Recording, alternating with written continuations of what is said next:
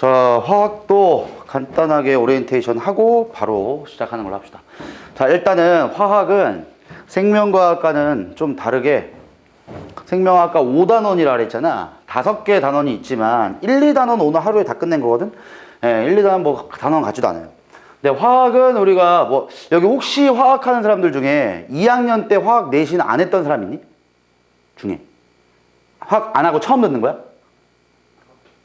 듣긴 들었어? 그러면 뭐 이제 됐고, 아예 노배 상태면은 내가 좀 수업 스타일을 다르게 해야 되는데 그래도 한 번쯤 들었으면 괜찮을 것 같으니까. 자, 아무튼 간에 지금 화학은 총 4단원까지가 존재를 하는데 4단원까지 중에 아주 깔끔하게 딱 한 단원에 3강씩 있어요. 3강씩. 그래서 12강까지 있는데 우리가 8주일에 12강까지를 끝내야 되니까 우리는 하루에 1강 이상을 해야 됩니다, 보통. 근데 뭐 너네들 배워봤으면 알 거야. 당연히 1단원이랑 4단원이 제일 어렵죠. 킬러 문제로 나오는 파트기도 하고 가장 어렵기도 한데 뭐 생명과 비슷해요. 유전 파트를 내가 많이 이번에 못하는 것처럼 하긴 하되 1단원의 양적관계 문제랑 4단원의 양적관계 문제는 많이 풀진 않을 거예요. 풀긴 하지만 완전 어려운 내용까지는 얘기를 안 할 거야. 근데 풀긴 할 거다. 어쨌든 간에 내가 바라는 건 똑같아. 1월달, 2월달 엄청나게 공부를 많이 하셔서 3월 모의고사 봤을 때 41점이 나오는 게 내 목표다 라고 알면 되겠고, 41점이 나오기 위해서는 지금 이쪽 화학에서는 당연히 1단원의 양적 관계와 4단원의 양적 관계, 이거는 진짜 학습량이 유전보다, 내가 생각할 때 유전보다 더 많아야 돼요. 그래야 접근하면서 맞출 수가 있어요. 이거 킬러 문제 2문제는 놓아줘. 못해. 그럼 2문제 틀리고 나머지 1문제 정도는 뭐 시각장애인 노래했다, 뭐 됐어. 그러면 3점짜리 3개 틀리니까 딱 41점 나옵니다. 그 다음에 계속 모의고사 일주일에 1개씩 풀라 그랬죠. 이제 정시 준비하시는 분들은 모의고사를 최소한 일주일에 1개씩 풀어서 1학기 끝날 때까지 7월 말까지 감이 떨어지지 않게끔만 유지하세요. 근데 보통 화학은 모의고사가 계속 어려워지고 있기 때문에 시간이 지나면 지날수록 어려워집니다. 아, 그때 맞다, 이거 얘기 안 했구나. 혹시라도 내가 방학이 끝나게 되면은 과탐 2과목이 개강이 되니까 1과목은 못해요. 근데 저는 쌤 수시 모집 아예 생각 안 하고요, 정시로 갈 거예요. 저 아예 고3 되면은 학교에서 배우는 거 아예 안 하고 혼자 정시로만 공부할 겁니다. 그런 인간들이 있으면 나한테 얘기하세요. 내가 일주일에 1개씩 모의고사 던지는 건 일도 아니니까 1개씩 줄 테니까 쭉 공부하세요. 그래서 이제 모의고사를 계속 풀다가 7월 말 되면은 2달 과정으로 킬러 특강만 열 겁니다. 그래서 2달 동안에 양적 관계를 머리 뽀개질 때까지 할 거야. 1단원 양적 관계, 4단원 양적 관계 머리 뽀개질 때까지 하면 2달 동안 어느 정도 풀어요. 근데 보통은 뭐 이건 약간 선택의 기로에 놓여 있긴 한데 1단원 양적 관계를 하다 보면은 좀 더 좋아할 수도 있고 4단원 양적 관계를 좀 더 좋아할 수도 있더라고. 이건 뭐 애들마다 좀 달라요. 근데 평균적으로 보면은 뭐 너희들은 어떻게 느낄지 모르겠는데 평균적으로 거의 비슷해. 1, 4단원을 좋아하는 양이 비슷한데 그래도 좀 더 좋아하는 게 4입니다. 이게 중화 반응 저 해봤는데 개 어렵던데요, 그치? 네, 중화 반응은 어떤 인류의 법칙 같은 게 있어요. 하다 보면 그게 좀 보여. 근데 1단원은 좀 미안한 얘기지만 머리가 똑똑한 애들이 잘 풉니다. 이거는 법칙 있긴 해. 근데 잘 안 보여. 그래서 머리가 좀 좋으면 빨리 찾을 수 있어요, 그걸. 그래서 스킬 같은 거를 이때 많이 얘기할 거고, 요번에 겨울방학 특강에서는 얘기는 하지만 모든 스킬을 다 얘기할 수 없어요. 내가 지금 여기서 얘기 안 해줄 건데 이게 아니야. 8주일 동안 내가 해야 될 수업을 스킬만 얘기하는 거야, 이때는. 그러니까 지금 우리는 스킬만 얘기할 수가 없죠. 나머지 파트들을 중점적으로 우리 해야 되니까. 그 다음에 이제 10월달 됐을 때 파이널 수업. 모의고사 하루에 1개씩 한 달 과정에 30회분 풀면은 어느 정도 점수대가 나오겠죠. 그래서 둘 중에 한 문제 좋아하는 거는 연습을 많이 하셔서 맞춘다면 47점이 또 확보할 수 있다. 이게 나의 이제 커리큘럼이에요. 이번 겨울방학 때는 어디를 제일 중점적으로 다룰 거냐면 첫 번째 1단원입니다. 쌤 1단원 양적 관계 많이 안 한다면서요. 이게 아니야. 이게 아니야. 요쪽입니다. 근데 요즘에 2년 전부터 제일 짜증나는 준킬러가 여기야. 이거 이제 분자량, 원자량 구해가지고 평균 원자량 구한 다음에 17번 문제 맨날 나와요. 이 계산이 복잡하게 많이 나와, 이게. 좀 어려워, 여기. 여기 연습을 좀 많이 할 거고. 그 다음 내가 중점적으로 공부할 파트가 여기입니다. 원자 파트. 뭐 여기는 너네가 잘 아마 했었을 건데 했던 게 1학기 기말고사였기 때문에 좀 많이 까먹었을 거예요. 오비탈 나오는 파트야, 오비탈. 그래서 뭐 이제 S오비탈, D오비탈, 오비탈 규칙이 어떻게 되고, 뭐 훈트 규칙이 뭐고, 파울리 베타 원리가 뭐고, 그 다음 제일 짜증나는 파트가 그때 시험 봤을 때 여기죠? 이온화 에너지. 근데 너네 이게 약간 이제 내신과 수능이 달라지는 개념이 뭐냐면은 내가 너네 2학기 중간고사 볼 때 여기 이온 결합 하면서 전기 음성도 나왔잖아, 여기. 전기 음성도 나올 때 내가 물어봤지? 야, 너네 학교 전기 음성도 나올 때 이거 같이 연계한대냐? 야, 아마 물어봤을 거야, 내가. 근데 거의 운전고 제외하면 거의 모든 학교가 이거 연계를 안 했단 말이야. 학교 내신에선. 당연히 수능에선 연계합니다. 그러니까 이런 것들이 약간씩 달라질 거야, 수업하는 스타일이. 그래서 2단원 좀 중점적으로 볼 거고 3단원은 어렵지가 않아요. 금방 끝낼 겁니다, 아마. 4단원 동적 평형 별로 안 어렵죠? 자, 중화 반응 자체는 매우 어렵습니다, 문제가. 근데 우리가 또 이 사이에 있는 그나마 좀 짜증났던 파트가 하나 있죠? pH, pOH 구하는 거. 요것도 내가 당연히 다시 다룰 거고. 산화 환원 반응. 자, 이게 안 나오다가 뒤통수를 한번 쳤어요, 재작년에. 산화수 맞추는 문제 중에 어렵게 한 문제를 내버렸단 말이야. 그래서 이것도 수능을 준비할 때는 조금 유의 있게 봐야 됩니다. 그래서 내가 생각할 때 양적 관계를 포함한 커리큘럼을 짰을 때 1단원을 내가 아무리 못해도 2번에서 3번 정도 쓸 거예요. 그때 한 번 정도는 양적 관계만 할 거야. 근데 엄청나게 심화적으로는 못 가겠지만 뭐 너희들 하는 거 봐서 잘하는데? 그럼 이제 심화 문제도 풀 거고. 그 다음에 2단원도 내가 2번 정도는 써먹을 거야, 최소. 2번에서 3번. 그럼 3단원 할 시간이 없겠죠? 3단원은 한 번으로 끝납니다. 한 번. 그 다음 4단원을 한 번에서 2번. 이런 정도로 내가 수업을 계획을 하고 있으니까.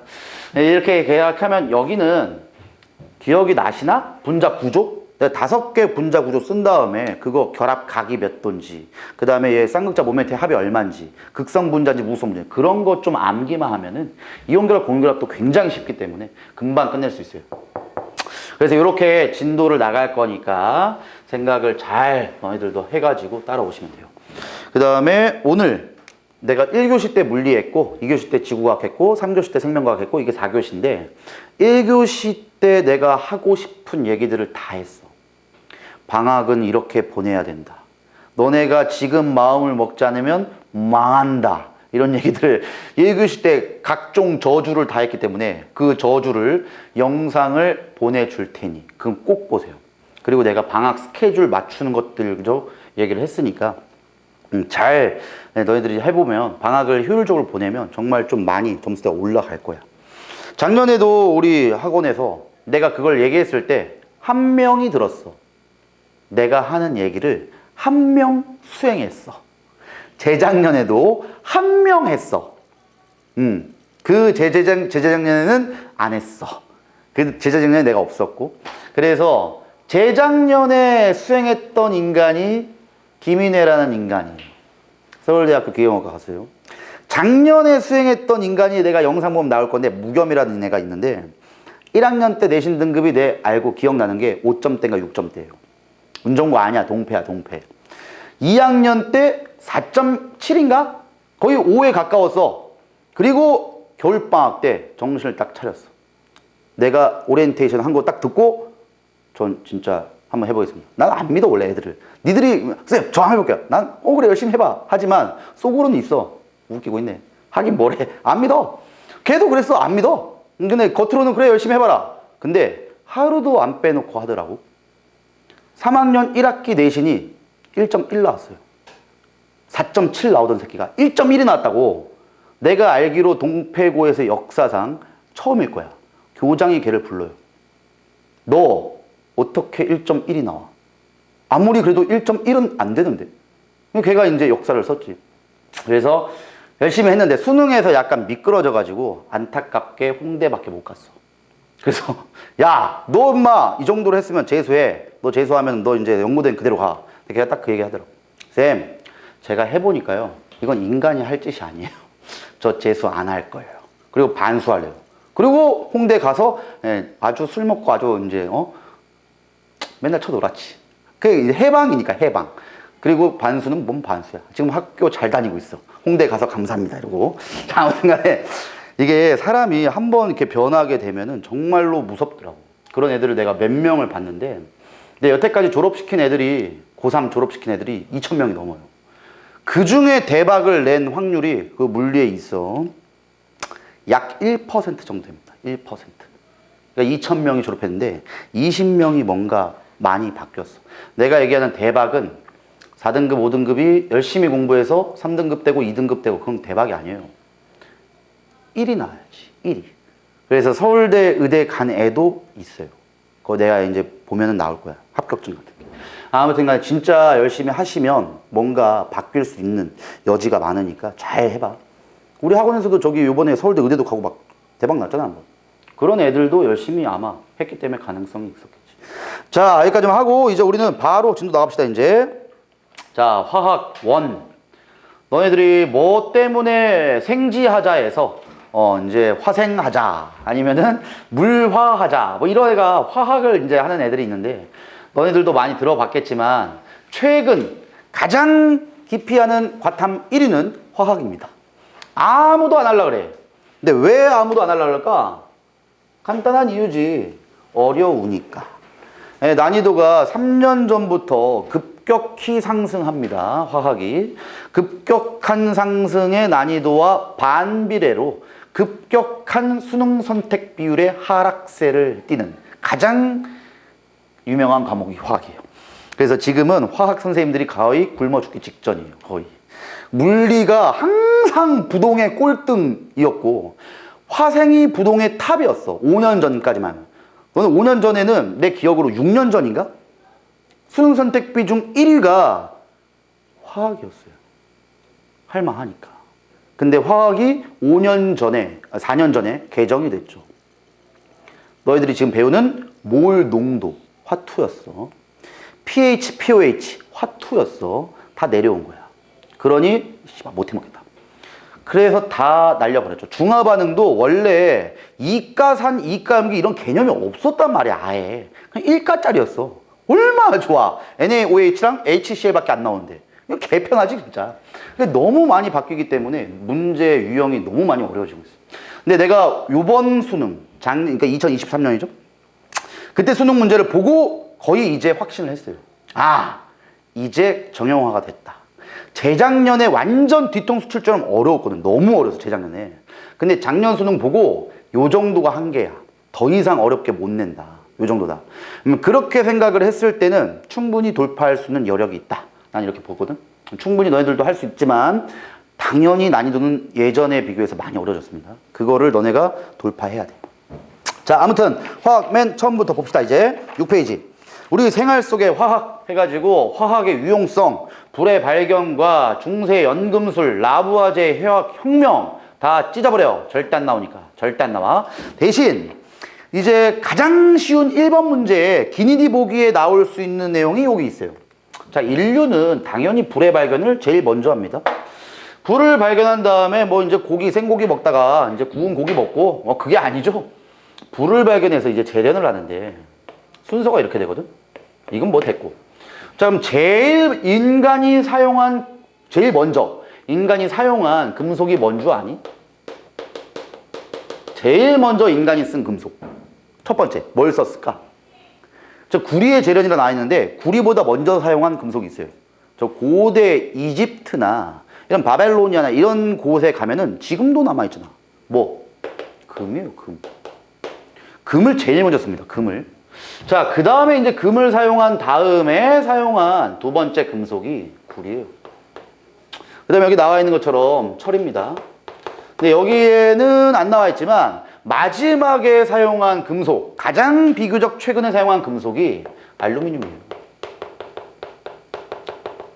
이렇게 이제 사용 순서가 있어. 근데 되게 웃긴 사실이 하나 있다? 뭐가 웃긴 사실이냐면 매장량이에요. 지구에 저장되어 있는 양을 보면 제일 많은 게 알루미늄입니다. 그 다음 많은 게 철이에요. 그 다음 구리고, 야, 금이 많냐? 많으면 왜 비싸냐, 금이? 얘 거의 없어. 자, 근데 금은 가장 지구에 매장되어 있는 이 금속 중에는 제일 적은 양인데, 그럼에도 불구하고 제일 먼저 썼어요. 자, 왜 그럴까, 이게? 아까 생명과학에도 얘기했지만, 앞쪽과 뒤쪽을 너네들은 융합할 수 있는 정도의 능력치가 이제 생겨야 돼요. 그래야 수능을 준비할 수 있거든. 자, 이 매장량이 적은데도 불구하고 금을 먼저 쓴 이유는 산화 때문입니다. 금속의 산화 때문이에요. 그러면 금은 산소랑 결합한 상태를 우리는 산화되었다라고 하잖아. 그럼 얘가 이제 산화구리 결합하면 산화철, 산화알루미늄. 한번 들어봤냐? 산화금. 금은 산화가 안 됩니다. 자, 여기서 이제 너네가 외웠어야 되는 게 있어요. 학교 내신 시험 봤을 때 금속의 반응성 비교라는 게 있었지. 제일 반응성이 큰 것부터 나열해봐. 이거 봐, 학교에서 안 나온 학교도 있을 거야 아마. 나, 마, 알, 푸, 니, 주납, 수, 구, 수은, 백, 금. 자, 반응성 순서 중에 금이 꼴등입니다. 자, 이 얘기는요, 반응을 안 한다는 겁니다. 모든 금속은 산소를 되게 좋아해. 근데 우리도 알다시피 금반지 같은 거 끼고, 금목걸이 같은 거 끼고, 그냥 비누칠해서 손 씻잖아. 뭐 너네들은 뭐 안 껴봤겠지 뭐.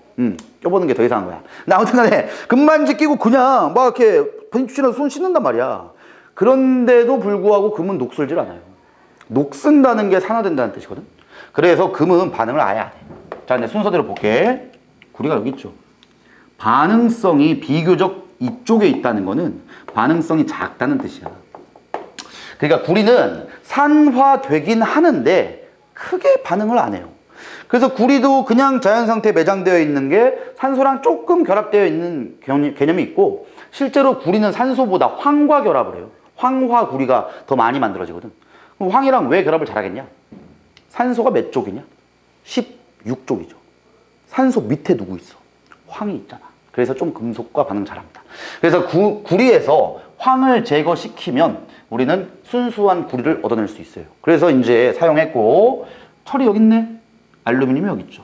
그래서 인간이 사용한 금속은 매장량과 오히려 반비례로 반응성이 작은 금속부터 사용했다. 이 정도만 아시면 돼요. 이게 수능에 직접적으로 나오는 게 아니고 그냥 기억님 디귿 보기에 인간이 구리를 먼저 사용한 금속이라 했을 때 금이 제일 먼저 썼지만 구리를 철보다 먼저 사용하는 이유는 철보다 반응성이 작기 때문이다. 이게 맞는 보기가 되는 겁니다. 이 정도만 아시면 돼요.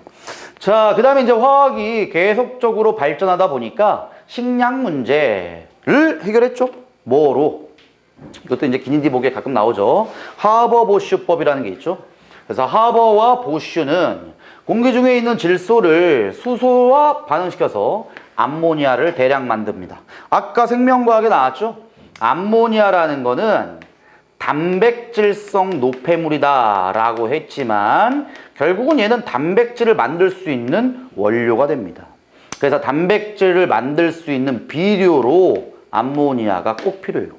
그래서 예전에는 우리 뭐 시골 같은 데 가다 보면은 거의 이제 농사 시작될 때쯤에 똥 냄새가 진짜 더럽게 많이 난단 말이야. 그게 이제 똥을 진짜 뿌려버린 거야. 그 똥이 천연 비료예요, 천연 비료. 거기에 있던 암모니아를 식물이 이용해가지고 이제 단백질을 만들 수 있는 원료로 사용한다는 거죠. 근데 이제 실험실에서 이렇게 해가지고 하버보슈법. 실험실에서 N2와 H2를 넣어서 고온, 고압, 촉매 조건에서 만들 수 있습니다. 이래서 드디어 노벨상까지 받을 수 있게끔 인류의 식량난 문제를 해결합니다. 어려울 거 없습니다. 자, 그 다음에 넘기면은 뭐 이제 화학을 발전시키다 보니까 의류 문제를 또 해결했다. 이것도 이제 수능에 나온다면은 한 2번 문제 정도의 가장 쉬운 문제로 나오긴 하지만 암기하긴 하셔야 돼요. 뭘 해야 되냐? 합성섬유와 천연섬유. 자, 천연섬유는 우리가 아는 면 어디서 얻어내냐? 그 모카시에서 얻어내죠, 모카시. 마나 모나 견 이런 것들 자연에서 그냥 얻어내는 섬유인데 요거 외워야 됩니다. 나일론. 인류가 만들어낸 최초의 합성섬유입니다. 최초의 합성섬유가 나일론이에요. 그 다음 나일론에 여러 가지 특징이 있죠. 첫 번째, 질기고 쉽게 닳지 않는다. 뭐 남자들은 나일론 많이 쓰진 않았겠지만 여자들은 이게 스타킹 항상 신어봤잖아. 그럼 스타킹 신으면은 굉장히 질기고 쉽게 닳지를 않아요. 그 다음에 얘는 흡습성이 그렇게 좋지는 않아. 흡습성, 땀 같은 게 나면은 그 스타킹에 잘 흡수가 되냐 이거지. 흡수는 잘 안 되죠. 우리가 알고 있는 면티 같은 게 땀 나면 바로 흡수되잖아. 흡습성이 좋다. 대량 생산이 가능하고 뭐 세탁 간편 뭐 이런 게 있어요. 자, 됐어. 그냥 다른 거 됐고 그냥 천연섬유와 합성섬유만 비교하고 어떤 특징이 있는지 말고 인간이 알아낸 최초의 합성섬유가 나일론이 있고 폴리에스터 같은 것도 많이 씁니다. 이 정도만 아시면 돼요. 여기에서는 그렇게 중요한 문제가 없습니다. 자, 그 다음에 여기도 나와있죠? 최초의 합성섬유 나일론. 자, 이거는 2점짜리에 나오는 문제이기 때문에 요 인간도 외우셔야 돼요. 캐러더스라는 사람.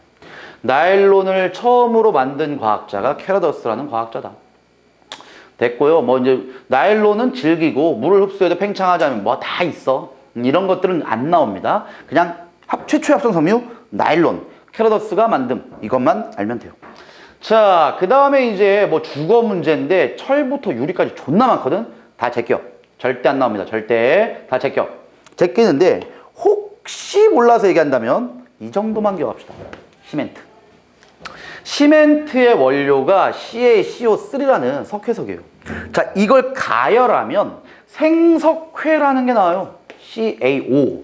자, 이걸로 우리는 점토랑 섞은 재료를 시멘트라고 합니다. 이 정도만 알면 되고 나머지는 이것도 아마 안 나올 거야. 나머지는 안 나와요. 자, 이제 그냥 넘겨버릴게. 자, 넘기면 이제 드디어 우리 수능에 나올 수 있는 가능성 첫 번째 나옵니다. 탄소화합물. 자, 생명과학에서 아까도 탄소화합물이란 거 내가 한번 언급은 했지. 언제 언급했니? 포도당 같은 탄수화물, 단백질, 지방과 같이 유기물의 형태라고 얘기할 수 있는 것들은 탄소화합물로 기본적인 베이스가 됩니다. 자, 근데 이 탄소라는 애가 굉장히 큰 특징을 갖고 있기 때문이에요. 자, 탄소는 일단 14족에 해당하잖아. 그러면 얘는 원자과 전자가 몇 개 있다는 거냐? 4개 있어요, 4개. 그래서 원자과 전자가 4개라는 거는 결합에 참여할 수 있는 전자가 4개 있다는 겁니다. 그래서 탄소는 다른 어떤 원소랑도 약간 다른 특징. 첫 번째, 얘는 일단은 이온 결합은 안 돼요. 공유 결합밖에 안 돼. 이온 결합은 양이온, 음이온이 되든가 아니면 금속, 비금속 이렇게 돼야 되는데 얘는 이온이 안 되는데 어떻게 이온 결합하겠냐? 4가 이온이라는 건 없어요. 그래서 공유 결합을 하는데 단일 결합, 이중 결합, 삼중 결합을 다 할 수 있는 굉장히 특징적인 원소가 됩니다. 그 다음에 공유 결합을 하면서도 모양이 사슬 모양, 가지 모양, 고리 모양과 같은 여러 가지의 모양을 만들 수 있어요.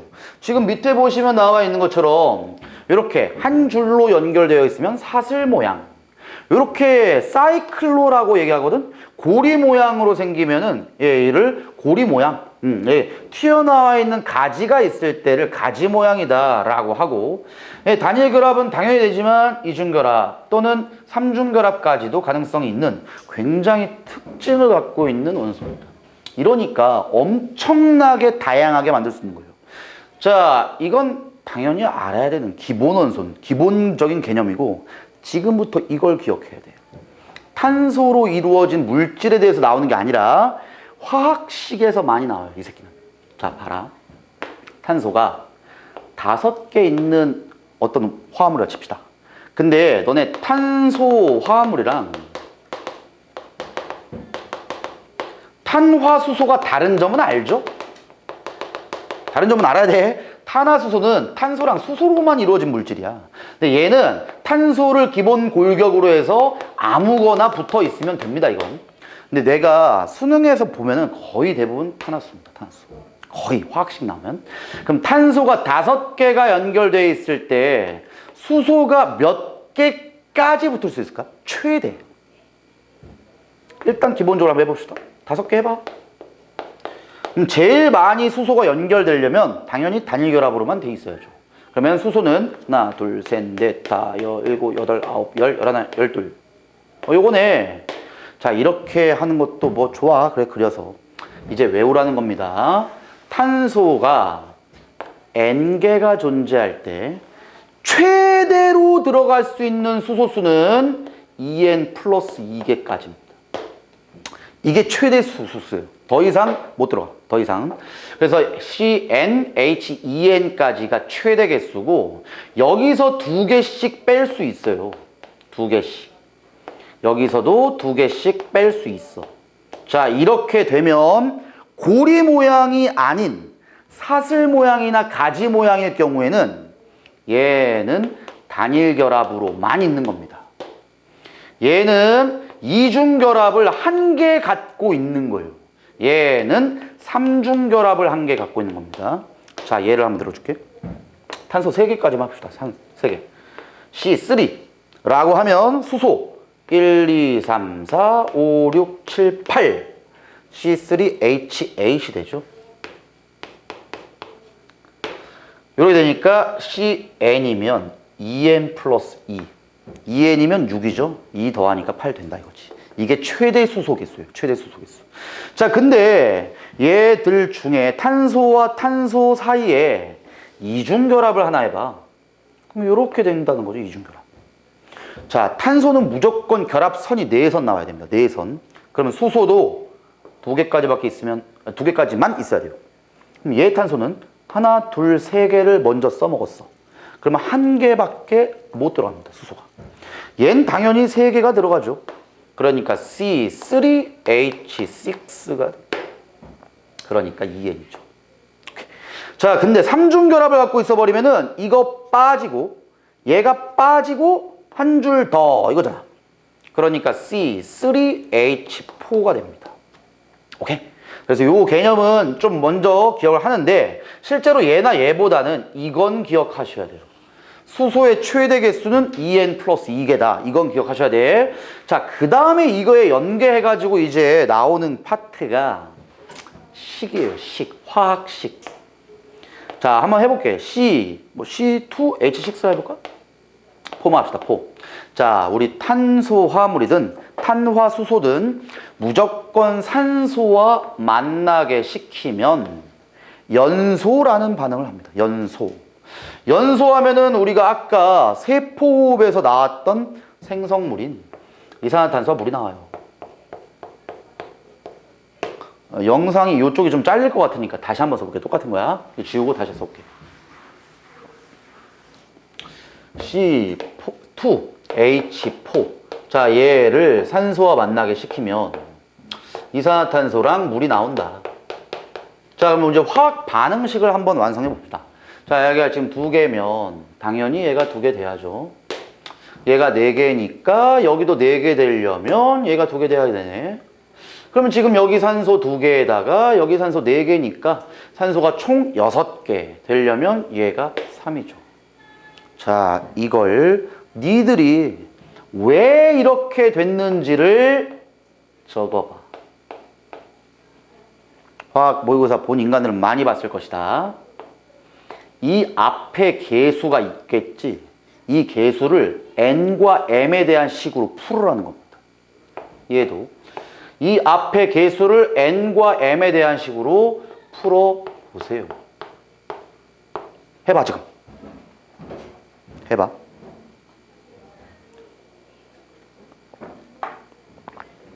이거를 하기 위해서 그 위에 한번 예를 보여준 거예요.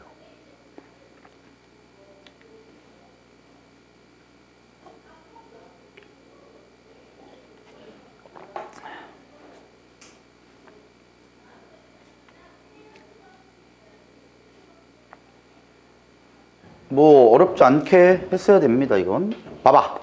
자, 일단은 얘가 n개가 존재한다. 이게 2죠. 지금 여기선 얘만큼 일로 갔잖아. 그럼 당연히 얘가 n이 들어와야죠. 그치?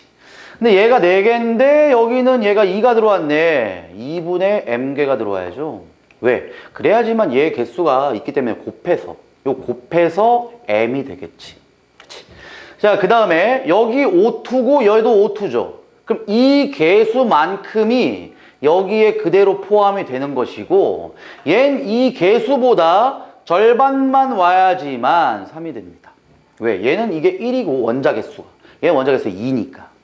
그래서 여기 개수는 얘 숫자만큼이 와야 되는데 얘보다 절반이 와야 돼요. 자, 이 식은 외워야 됩니다. 이 식을 외우세요. 이걸 외워야 문제에서 이런 식으로 나오게 되면은 이 뒤에 거 볼 필요도 없이 이걸 맞출 수 있는 거예요. 어떻게? 3 n 플러스 4분의 m이니까 4분의 m 4분의 8이네? 이거 5야 그냥. 이런 식으로 빠르게 접근하셔야 돼. 양적 관계를 우리는 최소한의 시간으로 풀어야 된단 말이야. 그러려면 이거 보지도 말고 빨리 오셔야 됩니다. 여기. 그래서 요 개수 맞추는 방법은 내가 또 다음 시간에 아마 한 번 더 할 건데 요건 먼저 암기하는 걸로 합시다. 그래서 오늘 첫 번째 암기할 게 나왔다? 탄소가 n개 있을 때 수소의 최대 개수는 2n 플러스 2. 이게 최대 개수예요. 최대. 그 다음에 얘를 연소 과정에서 화학 반응식을 맞추면 개수 맞출 때 이런 식이 된다. 됐어. 이 2가지는 일단 암기를 하셔야 됩니다. 자, 그런 다음에 이제 탄화수소의 여러 가지 종류의 특징이 나오죠. 자, 이것 또한 우리가 암기를 하셔야 돼요.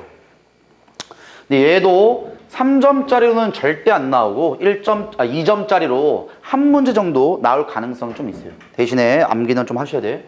첫 번째, 탄화수소는 지금 얘기한 것처럼 탄소랑 수소로만 이루어진 거. 자, 그 다음에 얘는 물에 잘 녹지 않는다. 자, 그럼 우리 3단원과 연계해 볼까? 물에 잘 녹지 않는다는 뜻은 극성 분자라는 거야? 무극성 분자라는 거야? 너는 물은 극성 분자야? 무극성 분자야? 극성이죠. 극성은 극성끼리 잘 섞인다고 했잖아. 안 섞이니까 얘는 무극성이에요. 얘는 무극성입니다. 그 다음에 연소할 때 많은 열이 발생돼서 연료를 사용한다. 됐고요. 완전 연소되면은 이산화탄소 물이 생성된다. 얘죠. 완전 연소. 그러면 쌤, 이렇게 되면 어쩔 건데요? 이거 5년 전인가 6년 전에 수능에 한번 나왔거든? 너네도 알다시피 종이를 태운대. 종이 태우면은 처음에 불 붙였을 때 뭐가 발생하니? 그 까만 연기, 그름이라는 게 나오잖아. 그 그름이라는 게 불완전 연소했을 때 나오는 겁니다. 그래서 불완전 연소되면은 C 또는 일산화탄소인 CO 이게 나와요. 그래서 이걸 얘기하는 이유가 화학원은 무조건 완전 연소일 때만 식을 줘요. 근데 혹시 아주 쉬운 문제지만 불완전 연소를 줄 때면 뭐 화학 반응식을 줄 거야 그대로.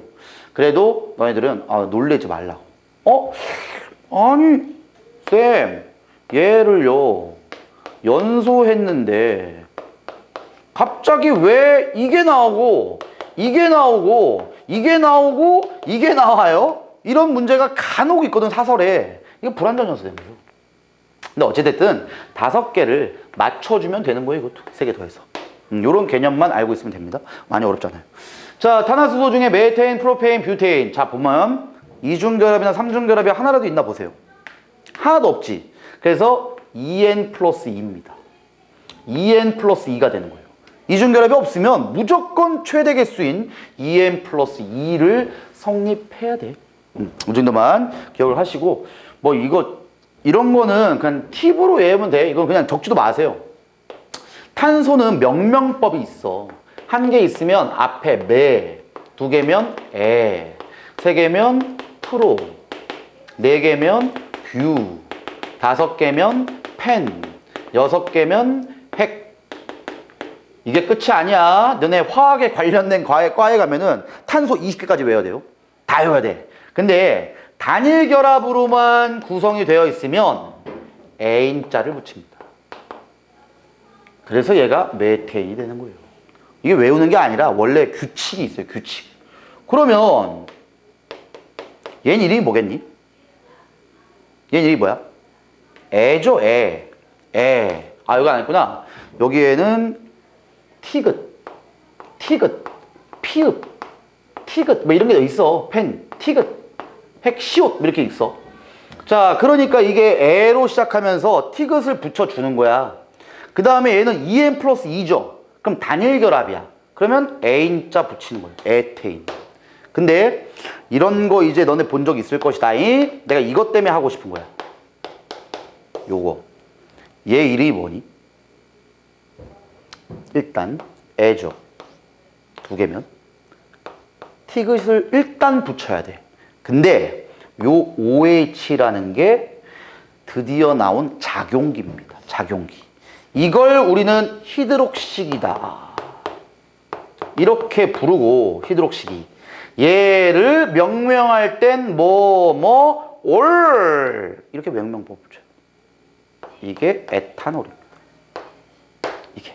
그러면 CH3OH. 얘는 탄소가 한 개죠. 한 개면 티귿, 올. 이게 메탄올이에요.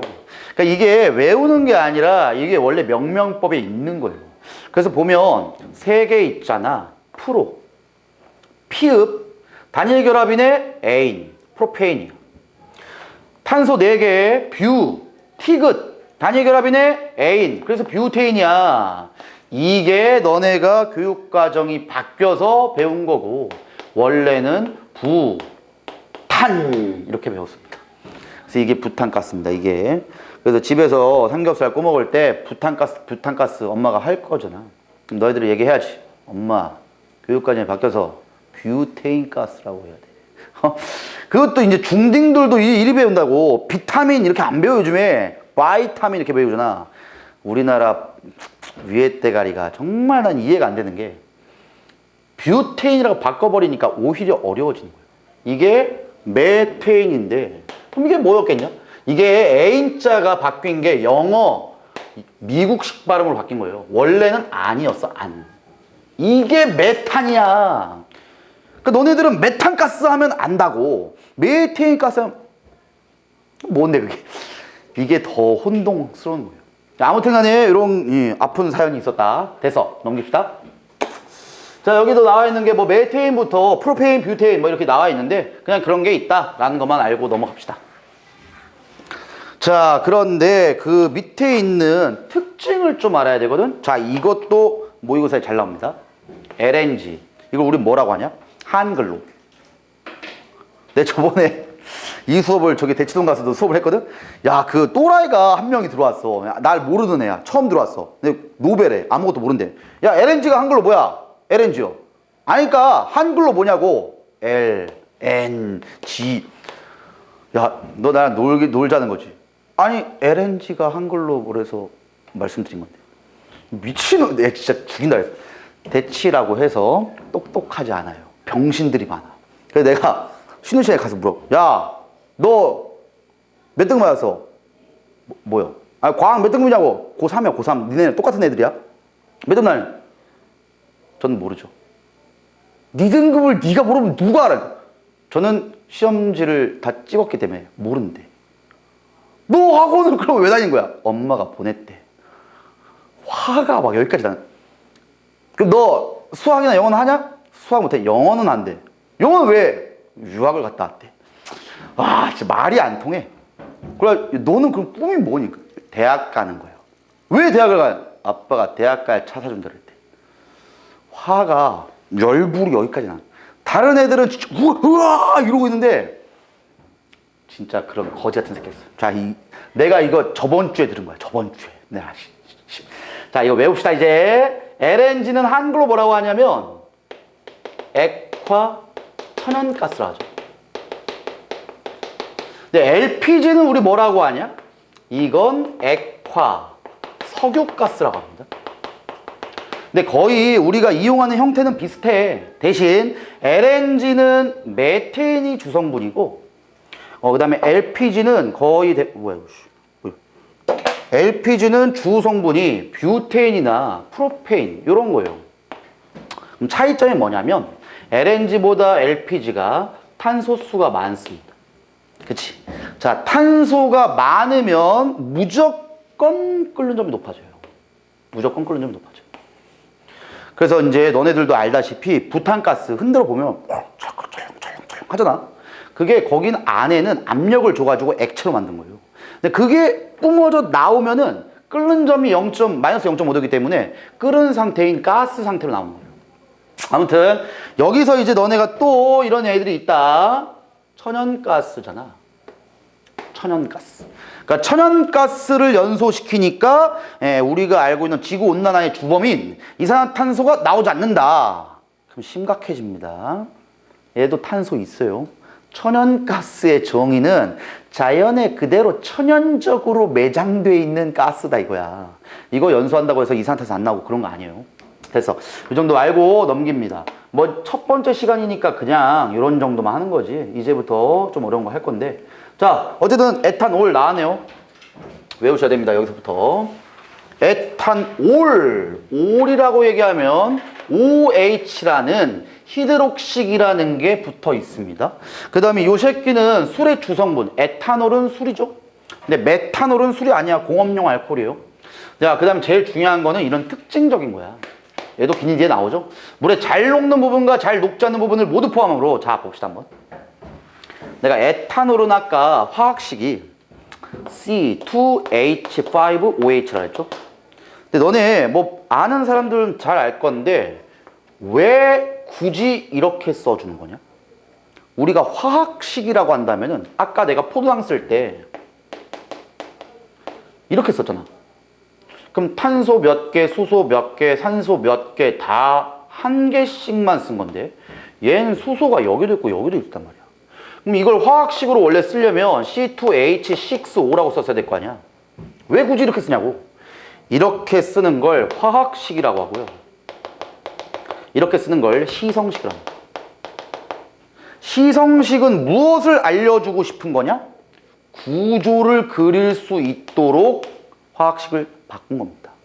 자, 그러면 어떻게 쓰냐면 이 수소가 왼쪽에 연결되어 있는 거고 이 새끼가 오른쪽에 연결되어 있다는 걸 따로 빼준 거예요. 탄소는 내가 뭐 3단원 할 때 얘기할 거야. 탄소는 센터병이 있어요. 친구들이랑도 같이 다닐 때 맨날 저 사이드에 있는 애 말고 중심에 있는 애 있잖아. 뭐 있나 니네들도? 내가 그래. 친구들이랑 같이 어울리잖아. 난 무조건 중심에 가야 돼. 아니면 뭔가 지는 느낌이야. 얘 중심에 가죠. 나머지 애들이 격까지 있는 거야. 그럼 수소 5개가 하나, 둘, 셋, 넷, 다섯 이렇게 그냥 있는 거예요. 그냥 곁에 존재감 없이. 자, 그 다음에 OH가 여기에 매달려 있다 이런 뜻입니다. 자, 그럼 여기서부터 이해 잘해봐. 내가 아까 이거 빼봐.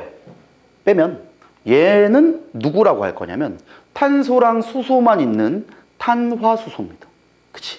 근데 이게 들어오는 순간부터는 탄소화합물이 되죠. 다시 한번 얘기해 줄게. 탄화수소는 무조건 물과 친화됐어? 안 친화됐어? 물과 안 친해. 그러면 극성이 됐어? 무극성이 됐어? 무극성이에요. 결국은 요쪽에 배열에 있는 애들은 무극성이에요. 그런데 이 히드록시기 때문에 요쪽 배열이 극성이 됩니다. 이게 극성은 물과 친해요. 무극성은 기름과 친해. 그래서 기름에도 잘 섞이고 물에도 잘 섞입니다. 잘 이해가 안 되는 분들은 오늘 집에 가서 실험해보면 돼. 생화 듣는 사람들 실험 2개 하면 되겠네. 오줌 한번 먹어보고 두 번째 실험 얘입니다. 냉장고를 열면은 아버지가 또는 엄마가 술을 좋아하시면 분명히 소주가 있을 거예요. 소주를 딱 뜯어. 그럼 엄마가 미친 뭐 그렇게 하는 게 아니라 엄마 실험을 해야 돼. 그리고 얘기를 딱 한 잔을 따라. 아니 2잔을 이만큼 따라. 그리고 한 번은 물을 넣어봐요. 그럼 물이랑 소주가 섞이면 층이 나눠질까 안 나눠질까? 섞였으면 안 나눠집니다. 진짜로 다 섞여요. 이게 섞인다는 거야. 근데 물에다가 기름을 넣어봐. 소주에다 기름을 넣어봐. 그래서 잘 흔들면 얘도 섞여요. 층이 안 나눠져.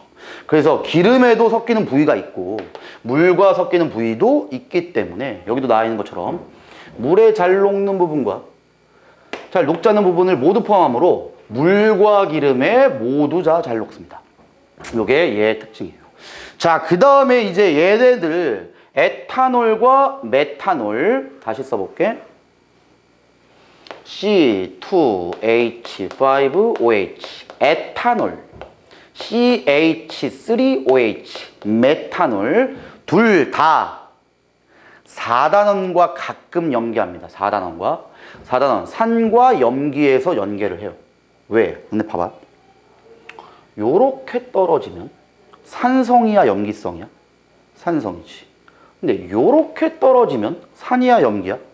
염기야. 자, 1예로 들어줄게.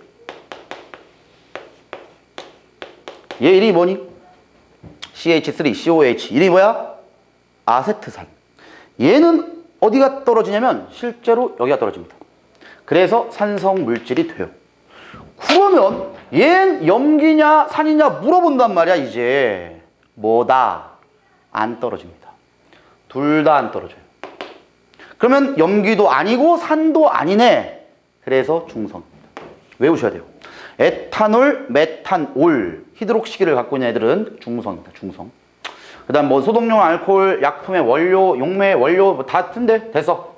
자, 아세트산 지금 한 거네. 지금 아세트산은 탄화수소인 메테인 CH4에서 수소가 한 개 떨어지고 여기에 COOH 요렇게 붙은 겁니다. 좀 다르죠? 얘랑 뭐 여기는 요렇게만 붙은 거고 얘는 이중결합되어 있는 탄소를 포함한 요렇게도 붙은 거예요. 이것만 보고 너는 히드록시기를 하면 안 돼. 성질이 다른 거예요. 이건 얘가 세트 메뉴고 얘는 여기에 얘만 세트 메뉴예요. 그래서 얘를 원래는 히드록시기, 이걸 아세트기라고 불러요. 아, 이건 됐어. 자, 그 다음에 아세트산이 포함된 식초. 이게 가장 대표적인 산성 물질이죠. 먹으면 신맛 나니까. 네, 오랫동안 인류가 이용해온 발효식품. 자, 나왔다. 외울 거. 발효입니다.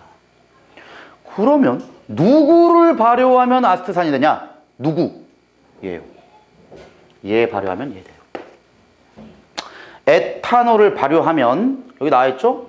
에탄올이 발효되면 아세트산이 됩니다.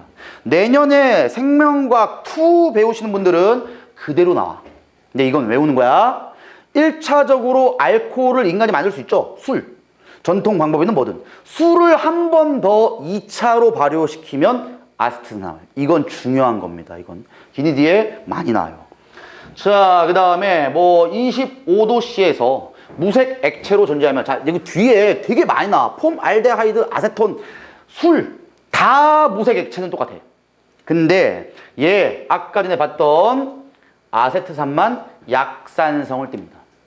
자, 뭐 식초 얘기했고 아스피린과 같은 의약품에도 이용됩니다. 자, 그 다음에 이제 밑에 있는 게 폼알데하이드. 자, 얘는 내가 여기다 정리해 줄게. 원래는 작용기라 그래가지고 여기 탄소에 OH가 매달려 있으면은 아까 전에 봤던 히드록시기. 올 이렇게 부르기도 하고, 두 번째 COOH가 얘에 연결될 수 있어요. 이걸 원래는 아세트산이 될 수 있는 아세틸기라고 하는데 얘만 특징이 산성입니다. 세 번째는 COH가 연결될 수 있거든. 얘를 알데하이드기라고 불러요. 자, 요게 요겁니다. 알데하이드기가 붙어 있는 폼알데하이드예요. 자, 요 새끼는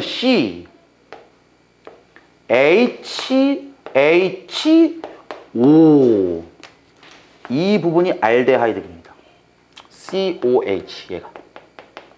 그래서 요 새끼는 이건 3단원에 나오죠. 모든 원자가 동일 평면에 존재한다.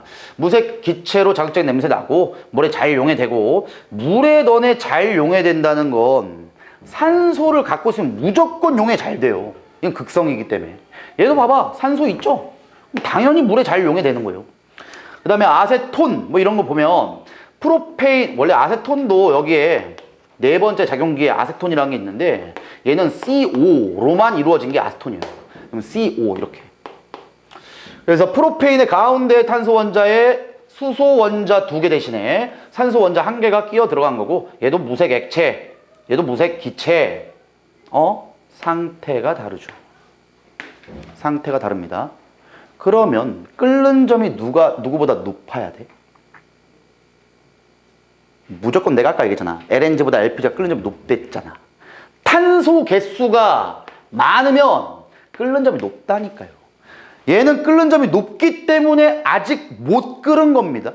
그러니까 액체지. 근데 얘는 끓는 점이 낮기 때문에 이미 끓어서 기체예요. 이 정도는 알고 있어야 돼요. 그 다음에 이제 탄수화물 녹이는 용매. 매니큐어 알죠? 니네? 매니큐어 칠했을 때 제거하는 게 아세톤이다. 자, 여기까지 하면 탄수화물 제일 앞쪽의 기본 개념에 대해서는 다 배웠습니다. 여기까지 하고 잠깐 쉬었다가 이제 드디어 몰수로 갑시다.